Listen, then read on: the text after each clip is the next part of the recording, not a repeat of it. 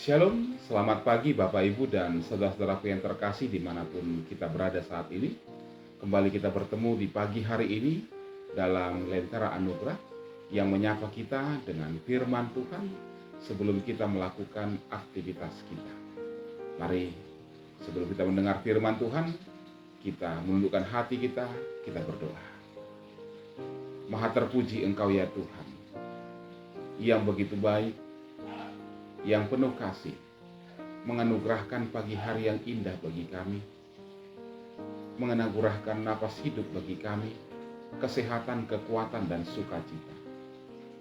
Dan dalam suasana seperti ini, kami juga sangat rindu untuk mendengarkan firman Tuhan sebagai landasan dan pedoman bagi kami dalam melakukan aktivitas kami di hari ini.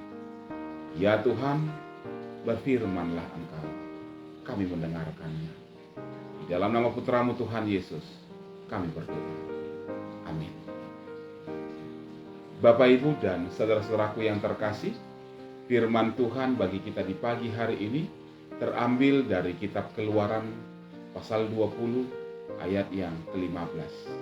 Keluaran 20 ayat 15. Saya akan bacakan firman Tuhan yang sangat singkat.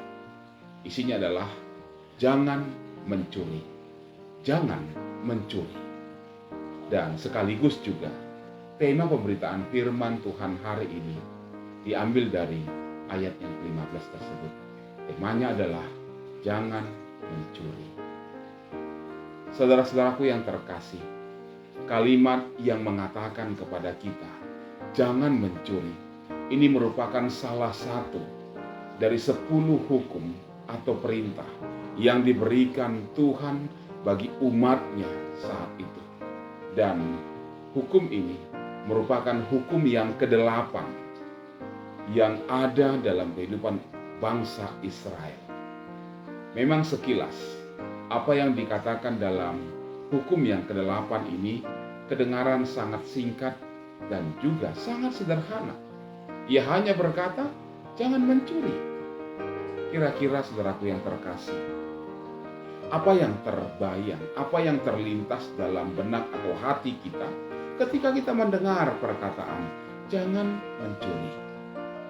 Sering orang hanya mengartikan bahwa mencuri itu adalah sebuah perbuatan, adalah sebuah tindakan yang dilakukan oleh seseorang secara sengaja dengan tujuan untuk mengambil atau merampas barang atau benda harta milik orang lain, baik secara sembunyi-sembunyi ataupun secara terang-terangan dan tanpa seizin orang tersebut.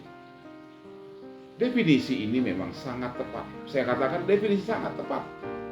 Allah memang melarang kita, Allah memang mengingatkan orang-orang yang percaya kepadanya untuk tidak mengambil atau merampas barang milik orang lain.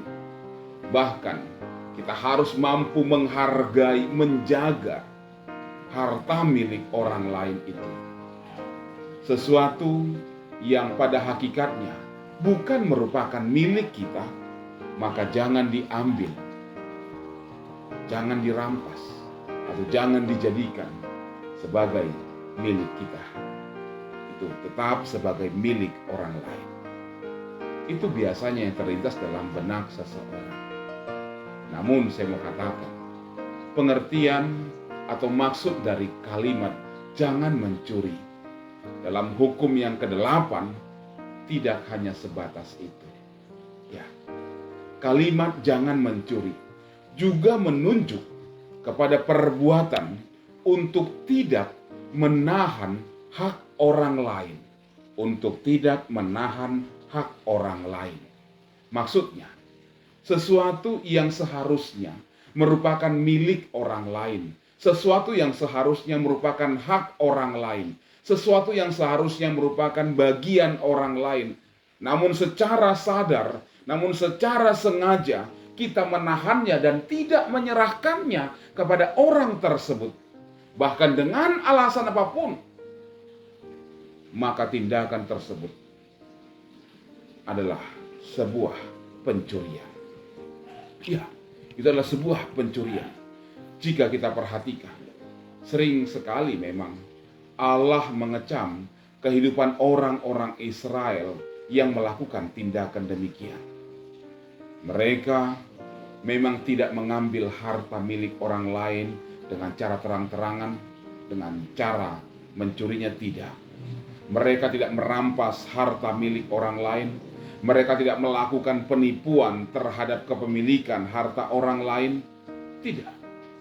Namun, mereka melakukan tindakan yang tidak kalah keji dan jahatnya di mata Tuhan, yaitu ketika mereka menahan sesuatu yang seharusnya menjadi milik orang lain dengan berbagai alasan yang kedengaran mungkin sangat indah, mungkin sangat masuk akal.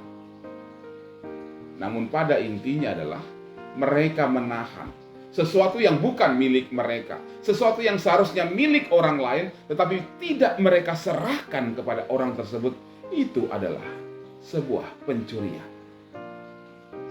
Itu sebabnya ketika ada orang-orang yang menahan hak para janda, anak yatim piatu, hak orang-orang miskin, bukan secara langsung mereka mau ambil sebagai milik mereka, tapi sengaja mereka tahan untuk beberapa waktu lamanya.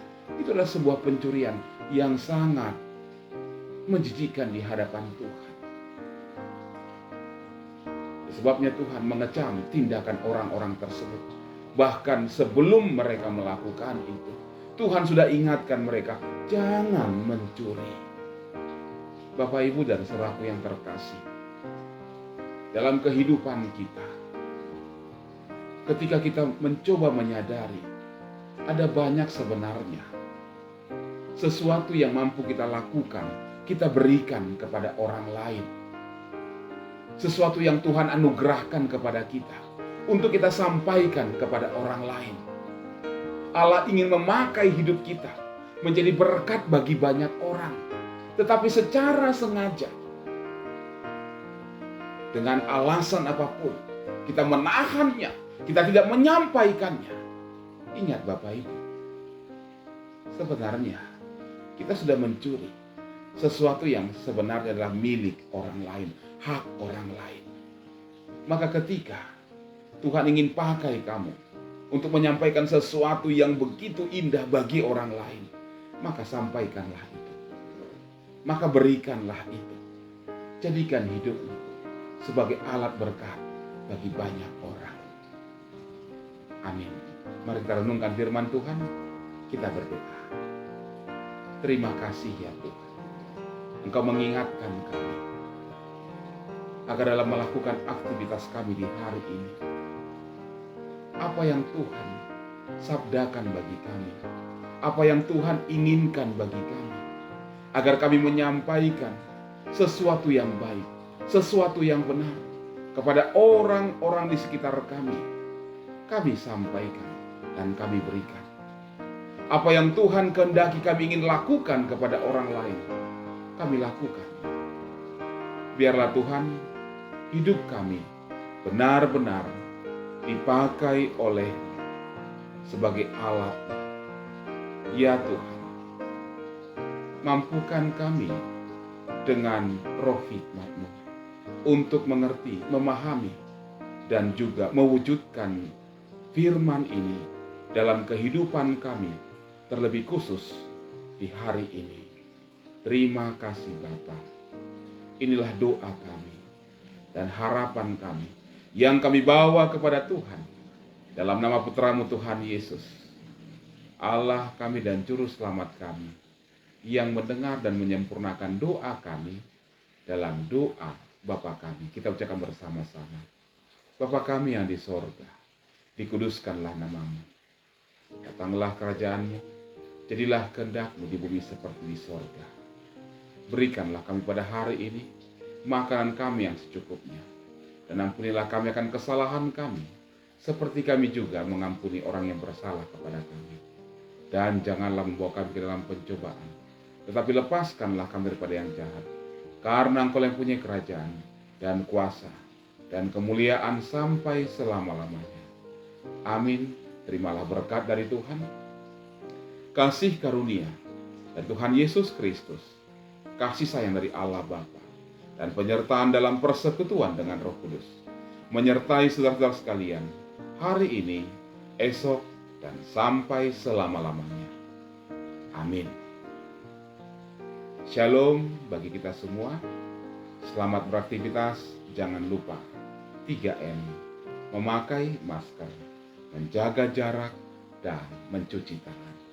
Salam sehat buat kita semua.